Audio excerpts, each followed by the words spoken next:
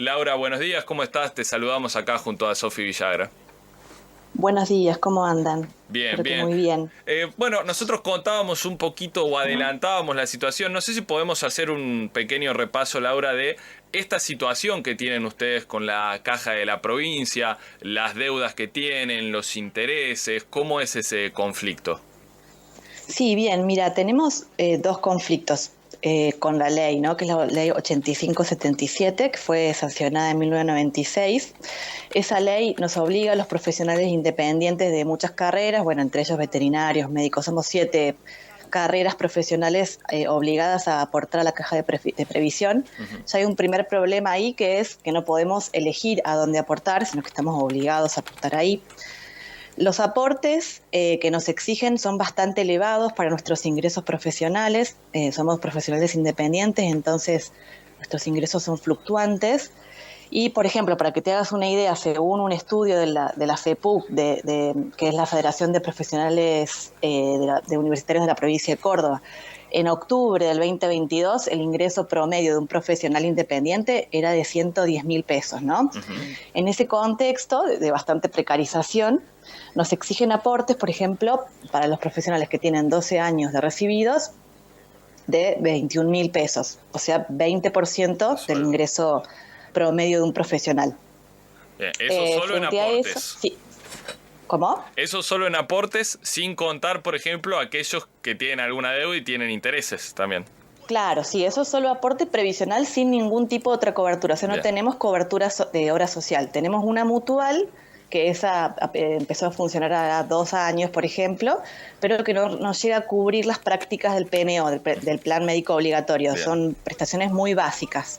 bien, Eso es solo de aportes previsionales. sí. Eh, Después, si, por ejemplo, a partir del 2020, lo que empezó a pasar, sobre todo en la pandemia, ¿no? Que muchos no pudimos ejercer la profesión de manera normal, sino que estuvimos con bastantes meses con muy bajos ingresos, empezamos como a adquirir una deuda, entonces ya ahí hay un problema mayor que se suma, porque la ley establece el cálculo de la deuda, dos cuestiones. Por un lado, la actualización del monto del capital de la deuda. Por ejemplo, si Ujú. yo en enero del 2020 tenía una cuota de 5.000 pesos y yo no la aboné, al día de hoy ese capital de deuda se eleva a 21.000 pesos más el 0,5 de interés diario, o sea, 15% mensual. O 0,5 sea, por diario. ejemplo, sí, por ejemplo, si yo, como te decía, si en este ejemplo, si yo en enero del 2020 no pude abonar la cuota, al día de hoy ese mismo monto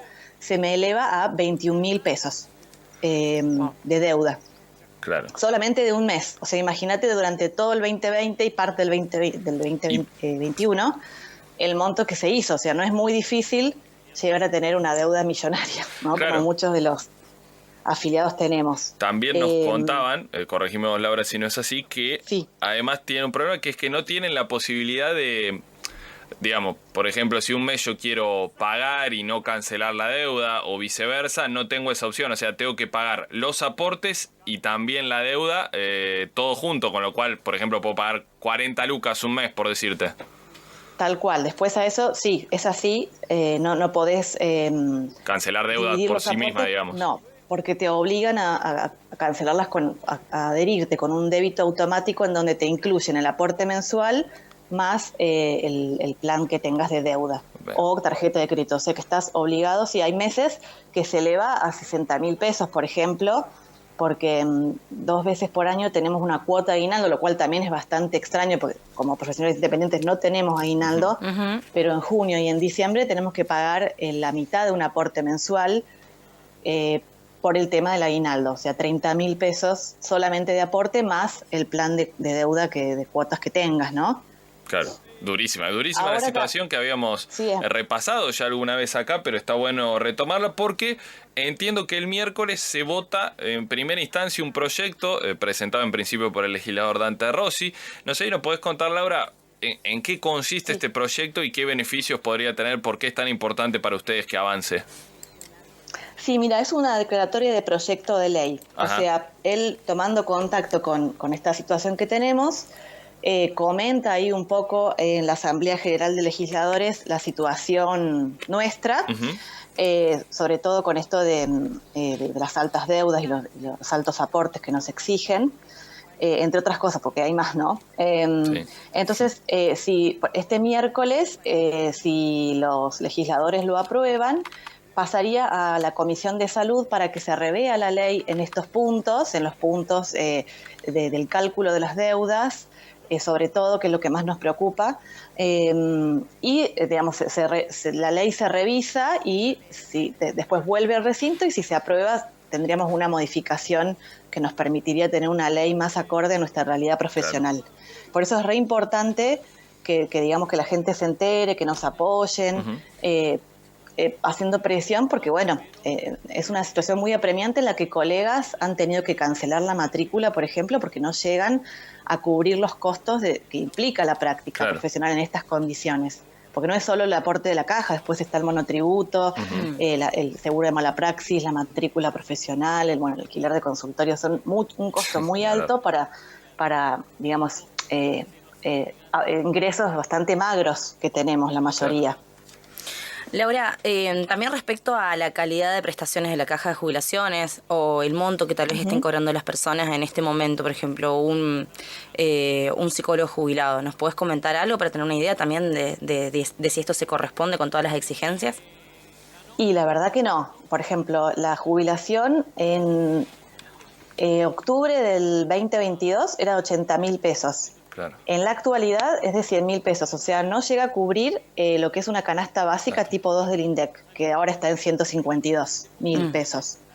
Y además, como comentaba, no contamos con ningún tipo de seguro de salud que cubra prácticas complejas, ¿no? Cubre, creo que, prestaciones ambulatorias y en muy contados establecimientos de salud, casi todos concentrados en la ciudad de Córdoba, o sea, los que somos del interior, tenemos muy pocas opciones de atendernos con la mutual que ofrece la caja.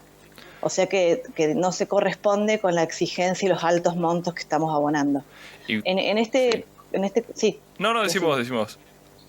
En este contexto, la caja ofreció, por ejemplo, a partir de la intervención de los colegios profesionales nuestros que nos nuclean, un plan de contingencia que lo lanzó en diciembre del 2022, pero que también es como muy complejo de cumplir, porque bueno, está esto de la exigencia de adherirnos al débito o a la tarjeta de crédito, y las condiciones, bueno, son 36 cuotas sin interés de financiación, o sea, el interés ya está puesto en el cálculo de la deuda, ¿no? Esto que te decía del 15% mensual.